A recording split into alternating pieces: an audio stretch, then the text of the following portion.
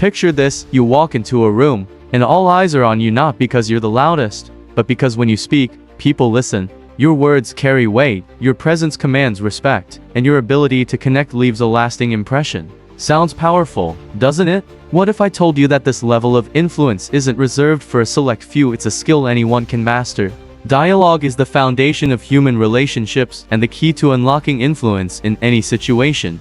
The skill of conversation isn't just about talking, it's about knowing when to speak, when to listen, and how to impact others with intelligence and tact. This skill isn't just an innate talent, it can be learned and mastered through practice and a deep understanding of effective communication principles. In this guide, we'll embark on a journey together to understand the foundations of dialogue and how to develop communication skills. I'll share with you techniques used by individuals who naturally command respect in their speech, so you'll never struggle with being too quiet or too talkative again. This is a decisive skill that transforms your ability to connect and lead. Some people excel at conversation because they possess the ability to guide discussions, influence decisions, and build strong relationships with those around them. Effective communication opens doors in life, whether you're in a job interview, negotiating a deal, or even having a casual chat with a friend.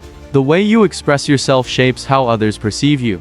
Those who speak with tact and confidence are often given more opportunities because they project an image of self-assurance, professionalism, and control. The first key to commanding respect: listening. Many believe that authority comes from speaking a lot, but the truth is, the greatest speakers are also the greatest listeners. Notice how people with a strong presence remain silent when others speak. They don't interrupt, they don't rush, but instead listen patiently as if every word matters. Here's the secret: when you make the other person feel that their words are important, they'll instinctively value yours as well. How do you listen in a way that establishes your presence? Don't look away while the other person is speaking. Maintain calm eye contact and use facial expressions to show you're engaged. A simple nod or raised eyebrow when something interesting is said. Repeat the last phrase they said in your own words to show you've understood deeply. Try this in any conversation, and you'll notice how others begin to respect you differently.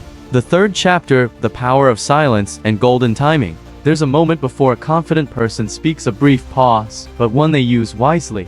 Have you noticed how people with natural authority don't rush to answer questions? They take a second or two before responding. This silence isn't random, it's another secret of effective dialogue. When you pause before replying, you give yourself time to think and make your words carry more weight. Try this exercise the next time someone asks you a question. Don't rush to answer. Pause for a moment, take a deep breath, and then respond. You'll feel like you're controlling the conversation instead of letting it drag you along. Chapter 4: How to make people pay attention when you speak.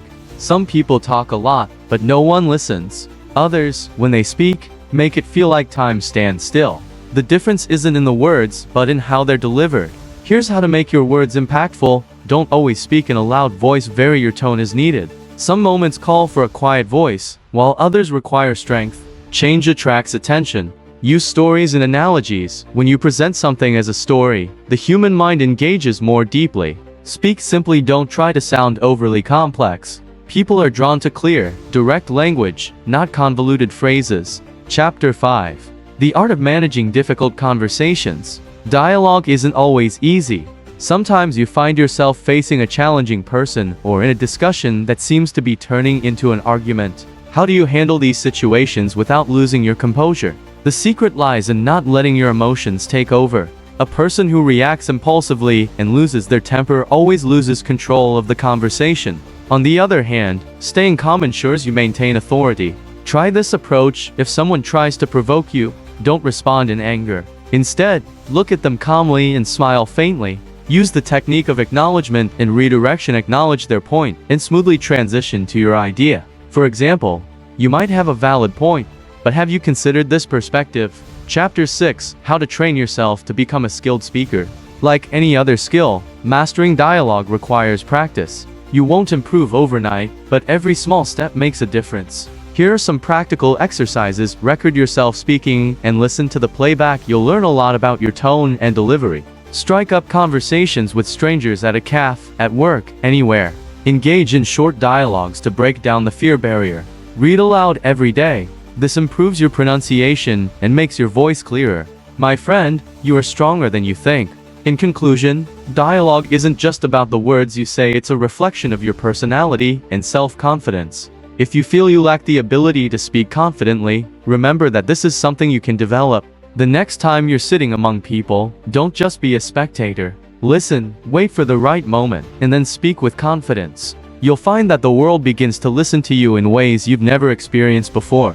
Now it's your turn. How will you use these secrets in your upcoming conversations? Let us know in the comments what you think about this topic and what you'd like us to discuss in the next episode.